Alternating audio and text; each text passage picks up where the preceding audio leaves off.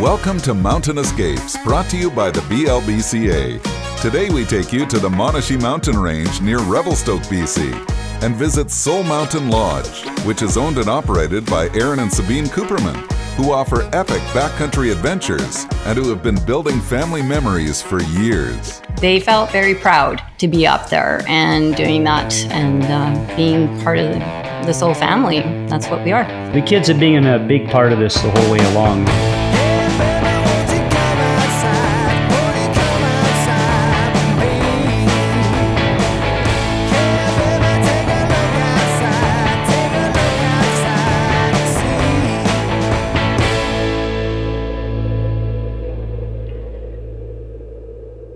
Mountain Escapes, a backcountry podcast. Your host is Brad Harrison, who's worked and adventured in remote settings his entire life. He's the executive director of the Backcountry Lodges of British Columbia Association, former owner-operator of Golden Alpine Holidays, and current owner-operator of Call West Alpine Adventures. Now, here's Brad Harrison. Welcome to another episode of the BLBCA's Mountain Escapes. We are pleased to have a chance to chat with Aaron and Sabine Cooperman, owner-operators of Soul Mountain Lodge, which is located south of Revelstoke, BC, in the Monashee Mountains. Hi, Aaron and Sabine. Hi, Brad. Thanks for having us. Hi, Brad. It's good to chat. Hey, Aaron and Sabine. It's great you could join us. We appreciate you taking the time to provide a little insight in your operation. Many of our operators, or many of our listeners, probably have never visited Soul Mountain or any other backcountry lodge.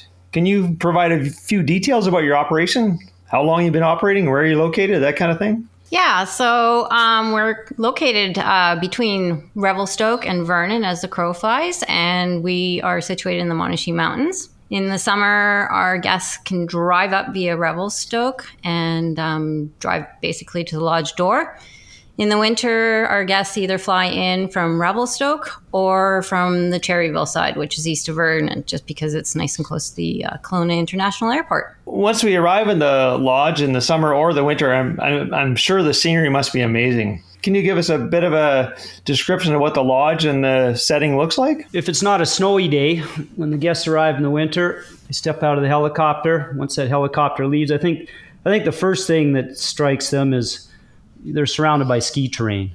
You know, they look up above the lodge, they see great ski runs, look out across the valley. And then from there, there's this beautiful lodge situated in a really picturesque alpine meadow. So can I ski right off the front doorstep? Yeah, often our ski days start with a run right out the front door. We drop down to Bear Creek, maybe cross the other side. How does your guiding program work? Are all the groups guided? Yeah, definitely. All our groups are guided. And the way it works at the lodge, with a full lodge of 18 guests, we have 3 guides plus a tail guide. And that gives us the opportunity to split the guests into smaller groups, ideally 6 guests. But, it's really about forming cohesive groups. We'll see guests come in small groups, and so then they'll get their own private guide. It also enables us to tailor the ski day to the guest, meaning if a guest is not looking for a full day, if perhaps they're new to backcountry skiing, then by all means, we can provide a day for them in simple terrain near the lodge. For those groups that do want more adventure, by all means, our guides are always keen to get after it.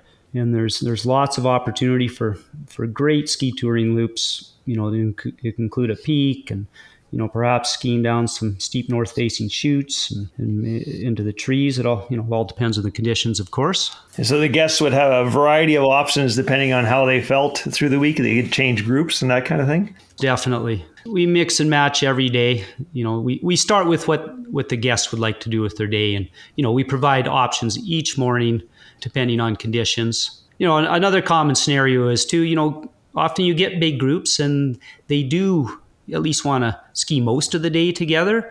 So sometimes we'll just assign 2 guides, have a larger group, could be 10 to 12. And they can start the day together, ski different lines, and then have a go home early option. If there is an average length of day, what would that be? Well, we generally shoot to get the skiers out the door between 8 and 8:30. They're usually out for about 8 hours. Guests are generally back 4:30 early in the season, and they might get back as late as 5 or even 5:30 on a bigger day as the days get longer. So I'm guessing that on 8 hours of ski touring, they probably come home with a pretty big appetite. What kind of food should I expect at your facility? Yeah, we've got some amazing chefs up at the lodge and some bakers as well, and they prepare us with some amazing gourmet meals, starting with appies and then a 3-course meal. We've shifted into a bit more of a vegetarian menu, just for not only personal reasons, but it's kind of looking at the sustainability, purchasing from local businesses such as DeMills and Salmon Arm, who source a lot of their produce locally as well. So, it's definitely 50% vegetarian with a side of meat if needed. And our guests are really enjoying these new styles.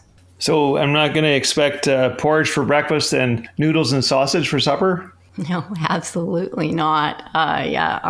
You might be expecting a soul bowl and some amazing desserts, lots of fresh baking, and definitely makes it a treat and hard to go home and sort of figure out what you need to cook for the rest of the week when you return. The other thing that we're doing at the lodge is we've sourced a lot of local wines from the Okanagan. And then, of course, the beer, it's local. It comes from Mount Begbie Brewery in Revelstoke. Coffee's, well, as local as you can get. It's roasted in Revelstoke as well, thanks to Stoke Roasters. It sounds like you're making lots of effort to limit your footprint on the environment, both locally and globally. Definitely. Yeah, we're starting by trying to attain most of our supplies locally. Last summer, we put an addition on the lodge, and along with that, we added 1,600 watts of solar panels. Our lodge it's already powered by a micro-hydro system, but we still had to run the generator to top up power as needed. Now, these solar panels we had last year, as long as we've got some sun, we found that we rarely have to run the generator at all. So that's helped us reduce our footprint. Yeah, is it top of mind for most of your guests these days, just the footprint you're leaving? Yeah, I think it's driving a lot of our guests' choices, in terms of what type of vacations they choose these days. I think everybody's conscientiously trying to reduce their footprint. At the same time, they want to get out for backcountry skiing. So balancing those two things. They definitely, I think the guests feel a lot better about, visiting a backcountry lodge that puts noticeable efforts into reducing their footprint. This is the BLBCA's Mountain Escapes podcast. Thank you for listening. And remember to rate, review, and subscribe on whatever platform you hear us on. Leave us a 5-star review and we'll maybe share some of our favorites on a future show. Now, back to the podcast. Do you both spend quite a bit of your winter and summer working up at the lodge? Well, I try to get up there as much as possible, but the office definitely is home base. So I spend a lot of time here organizing the trips and the groups. But I definitely do enjoy being up there as much as possible and skiing with our guests. So kind of putting a name to a face, which has been lots of fun. Myself, I take care of the operation side of things up at the lodge.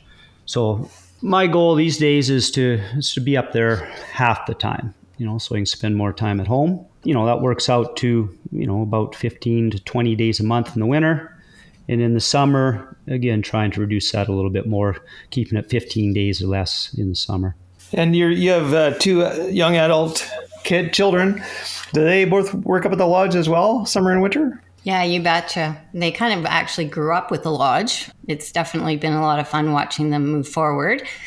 Yeah, they actually do spend a lot of time, especially Seth over the last few years. He's been sort of working, helping out with the powder slave position. The only bonus out of COVID was that actually Seth was able to be at the lodge in the winters as much as possible. And in the summer, he's been a key instrument in building the mountain bike trails And Josie, well, she's been a part of it too, just whether in the office or actually up at the lodge, she did some practicing as well. And this year, those two actually managed to sneak a week up together without their parents co-managing the lodge. They felt very proud to be up there and doing that and being part of this whole family. That's what we are. The kids have been a big part of this the whole way along. Looking back to the early years when we were first applying for our permits to start this operation, that's way back in 2002, and that's when Josie was born. Moving ahead, 2004,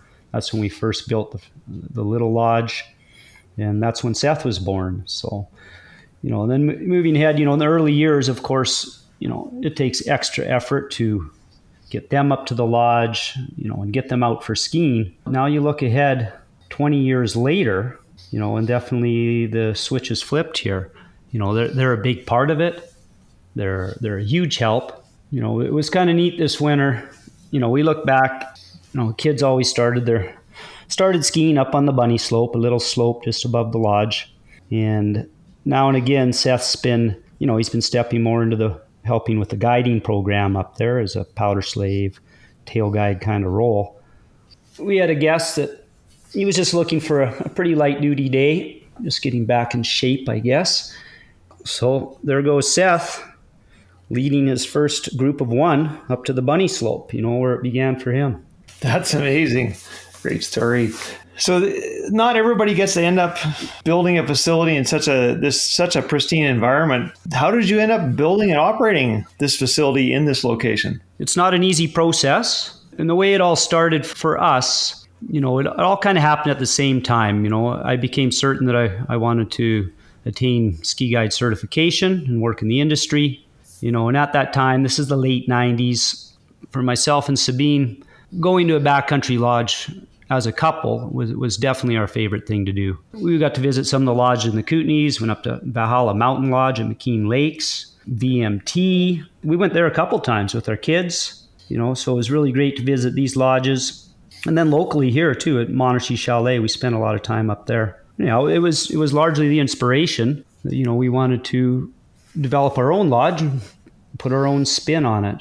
Fortunately, we do have the opportunity in BC to apply to what back then was BC lands, and there was a permitting process in place. So, the first step is to choose an area, and that wasn't easy. As we move on here, there's less and less land available out there to operate backcountry lodges. So, we first started looking locally, being in the North Thompson Valley, where we live, north of Kamloops and up towards Blue River. But we're just finding it hard to find a good location that would, offer everything you need in a backcountry lodge. Number one, terrain, and reasonable access. You need access to water, good snow. That's important. After a few years of research, I was working for Monashee Powder Snowcats. And the owner there, Nick Holmes Smith, he told us about this area. Was up the head of North Fostal Creek, just on the east side of Monashee Provincial Park. It wasn't really on our radar, but Nick, he had looked at it for a cat skiing operation, but the terrain worked, but operationally it wasn't suitable for cat skiing. One of the primary reasons being mechanized activity was not permitted in Monashee Provincial Park, right, which is a large part of our tenure down there. So there we go. Then we went ahead and applied, and that took a few years to sort out. And then 2004, we started building. Now here we are 18 years later. Running a successful ski operation. That's amazing. British Columbia, Canada is a backcountry skier's paradise. With epic snowfall, vast alpine terrain, and cozy remote backcountry lodges. Your adventure begins here at backcountrylodgesofbc.com. This is the Mountain Escapes, brought to you by the BLBCA. We are chatting with Sabine and Aaron Cooperman, owners of Soul Mountain Lodge in the Monashee Mountains of BC. Welcome back. Aaron and Sabine, you mentioned earlier your winter operation. How does the summer season differ from the winter from a, say, a logistical perspective? In the summer, our guests actually get to drive up to the lodge. It's a bit of a bumpy road, but it's about 2.5 hours south of Revelstoke. And yeah, you can drive right to the door, unload your gear. We offer more of a self-guided operation, but it's fully catered still, keeping our staff in mind. And guiding is available for hiking trips, but all the mountain biking up there is self-guided. And it's quite picturesque. So you mentioned mountain biking and hiking. What other kind of activities would guests engage in? Well, we do get people up there doing yoga retreats. I had offered a couple of years ago, but we've got some, private people coming up and booking the lodge as well. We've bird watching, and there has been even an arts group coming up and doing some painting in the meadows because the flowers are pretty stunning. Probably one of the primary activities up there is chilling on the deck at sunset. We can't forget that. Yeah, I think you had a group of trail runners, I recall seeing a post about as well. Yeah, that's right, actually. There is a group that used to come up for quite a few summers doing trail running clinics, but now it seems like it's the group it's a mixed group now. We don't get really full lodge bookings, but we get more like individuals and couples, families coming up there, and that's all part of what they like to do. I think one of the great things about the lodge in the summer is it just does provide opportunities for different ages, different activities types to enjoy the mountain setting. A really common theme we see is multi-generations. We'll see the parents, the grandparents, the kids. Some people have mountain bikes. Some people don't travel far, but generally everybody can make a 40-minute hike up to Soul Lake, right? And on a hot summer's day, you'll often see everybody converging there, swimming, hanging out, having a cold drink, and just generally it's a great place for families to get together. Would you find that, so the guests you have in the winter are not necessarily the same people you have in the summer? No, there's definitely a crossover, actually. I mean, we're mountain bikers, but we're also ski tours, and we see a lot of that crossover between the two. And then we get hikers that come back in the winter, and after they've been up on the mountains and checking out the ski terrain, they decide to come back, and maybe they come back as a single, or they come back with their wives, or maybe with their sons and daughters. And so it's definitely a crossover both ways. What do you think your guests, I'm sure you have a lot of return guests, so particularly your return guests, value most about their experience at Soul Mountain Lodge? They all come to ski, that's for sure. And that's the thing about all these backcountry lodges in BC. You go to any one, you're pretty much guaranteed good skiing. Yeah, I think what brings the guests back, it's a connection to the place. It's a connection to the experiences they've had previous with their friends and family. And then it's a connection to the staff and to the owners. You mentioned Monashee Park. I think you're a bit unique in the overall BLBC membership. Does the close proximity to Monashee Park and its history, does it positively or negatively impact your operation? I mean, Monashee Park, it's a positive impact both ways. It's positive for our operation. Our presence there and us operating up there is a positive influence on the park. Yeah, I mean, we feel really fortunate to have access to that park. It's kind of a unique piece of wilderness. It's surrounded by a lot of, fairly busy, populated piece of BC interior. Yet it's a very rugged, remote piece of wilderness.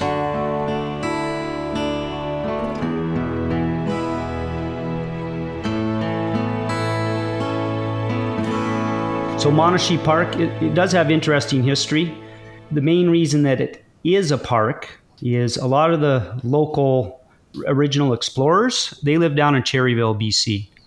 Some of them are still alive, and they still have this group called Friends of Monashee Park.